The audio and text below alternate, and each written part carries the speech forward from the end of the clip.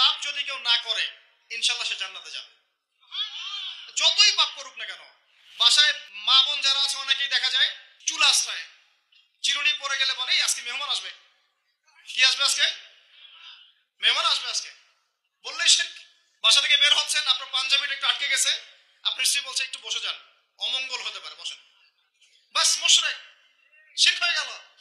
মুসলিম সমাজে রন্ধ্রে রন্ধ্রে শিরক। এখন রাস্তাঘাটে উঠতে বসতে পেপার পত্রিকা খুললেই শিরক।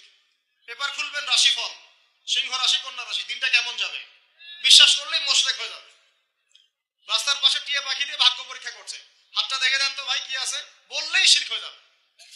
আংটি বিক্রি করছে, আংটি পরলে রোগ ভালো হবে, হাতে দিল রোগ ভালো হবে এই উদ্দেশ্যে, মুশরিক। হাতে দিয়েছে রোগ ভালো হবে, আমার ডায়াবেটিস ভালো হয়ে যাবে, বিসমিল্লাহ, ব্যাস মুশরিক। নাউজুবিল্লাহ। এই আকীদা নিয়ে পড়লেই মুশরিক। মুসলিম সমাজে অহরহ শিরক আছে। আর আবু জেহেলের যুগে কি ছিল ভাই? আবু জেহেলের যুগে অনেকদিন বলেছি মেজর 5টা সমস্যা ছিল। কয়টা? মেজর 5টা, মাইনর সমস্যা অনেক, মেজর 5টা। এক, আবু জেহেলের যুগের বেশিরভাগ মানুষ শিরক করত। কি করতো ভাই?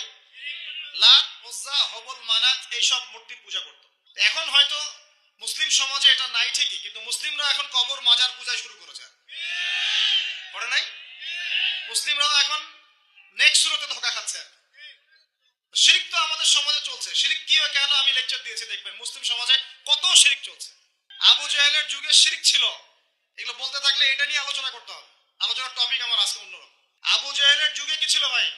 শিরক ছিল, সমাজে রন্ধ্রে রন্ধ্রে শিরক ছিল। এখনকার সমাজেও শিরক আছে। তারা লা ইলাহা ইল্লাল্লাহ না পড়ে শিরক করতো, আমরা পড়েও শিরক করি। আল্লাহ পাক আমাদের সবাইকে শিরকের পাপ থেকে হেফাজত করুন বলি আমি। এই একটা পাপ যদি কেউ না করে ইনশাআল্লাহ সে জান্নাতে যাবে, যতই পাপ করুক না কেন। জেনা করেছে, মদ খেয়েছে, মিথ্যা বলেছে, অনেক কিছু করেছে, শুধু শিরকের পাপ করে নাই, আল্লাহ তাকে মাফ করে দিবেন ইনশাআল্লাহ। বিশ্বাস করলেন না কথাটা? নবীজি বলেছেন এই উম্মতের যে কোনো ব্যক্তি যতই পাপ করুক না কেন আল্লাহ পাক সমস্ত পাপ মাফ করতে পারেন, কিন্তু শিরকের গুনাহ আল্লাহ পাক মাফ করবেন। তওবা করে যদি মারা না যায় মাফ করবেন না।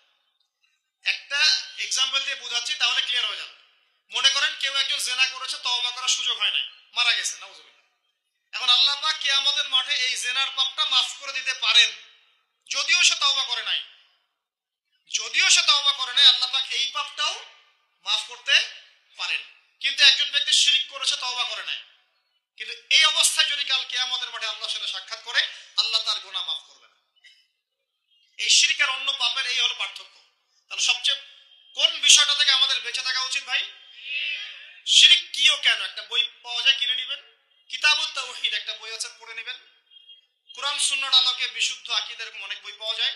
আর আকীদা সংক্রান্ত একটা অনবদ্য বই হলো আল আকীদা আত-তাহাওয়িয়া। এই 4টা 5টা বই পড়লে আপনার শিরকের কনসেপ্ট ক্লিয়ার হয়ে যাবে ইনশাআল্লাহ। আল্লাহ পাক আমাদেরকে পড়াশোনা করার তৌফিক দান।